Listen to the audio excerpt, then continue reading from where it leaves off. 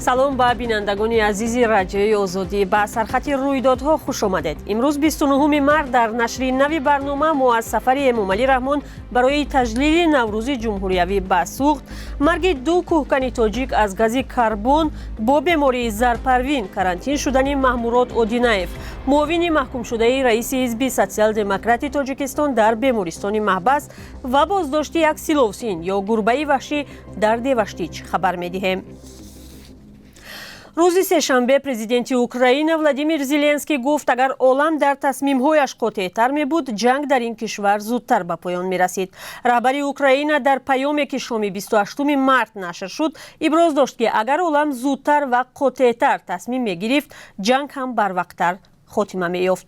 ба қавли Зеленский, бо вуҷуди он ки Русия ҳамла барои назорати шаҳри Баҳмутро давом медиҳад, бояд фишор оварду набар кард ва набояд дар фикри созиш буд.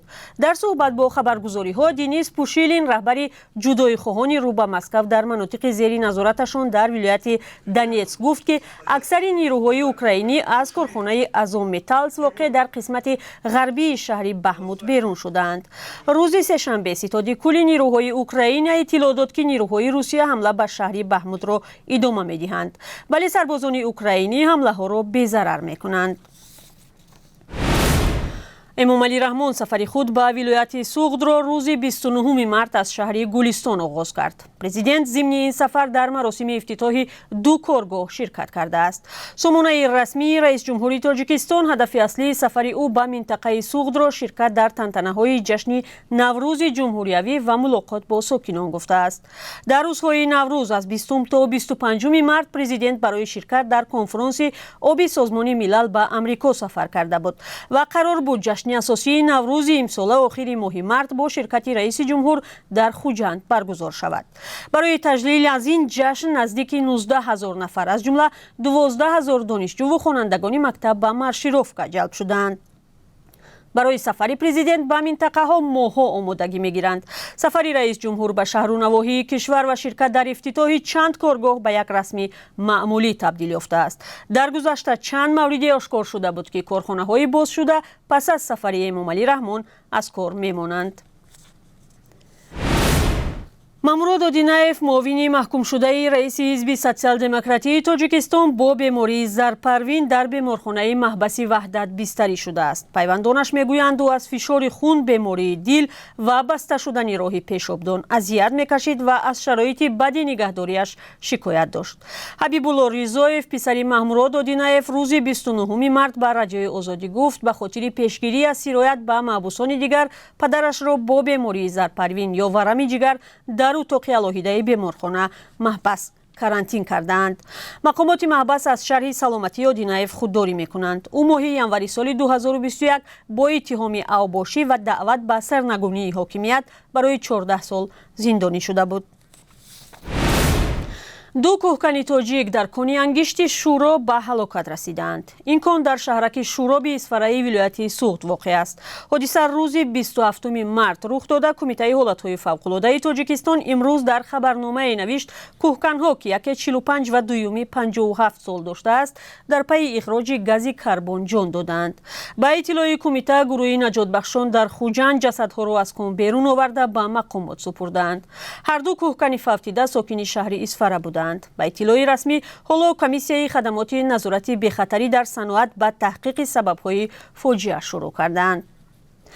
дар як соли гузашта дар корхонаҳои саноатӣ ва истихроҷи маъдани Тоҷикистон 25 кас ҷон бохта, 46 нафар маҷрӯҳ шуданд. мақомоти хадамоти назорати бехатарӣ дар соҳаи саноат моҳи феврали имсол сабаби сар задани ин ҳодисаҳои нохушро бемасъулиятии муҳандисон, беаҳамиятии ҷабрдидаҳо, риоя накардани технологияҳои коркарди кон гуфта буданд. Дэвид О'Сулливан, фиристодаи хоси Иттиҳоди Аврупо барои назорат рӯи таҳримҳои Русия, мегӯяд Қирғизистон ва дигар кишварҳои минтақаи нуфузи сиёсиву иқтисодии Москав бояд аз кӯмак ба Москав дар фирор аз таҳрим худдорӣ кунанд.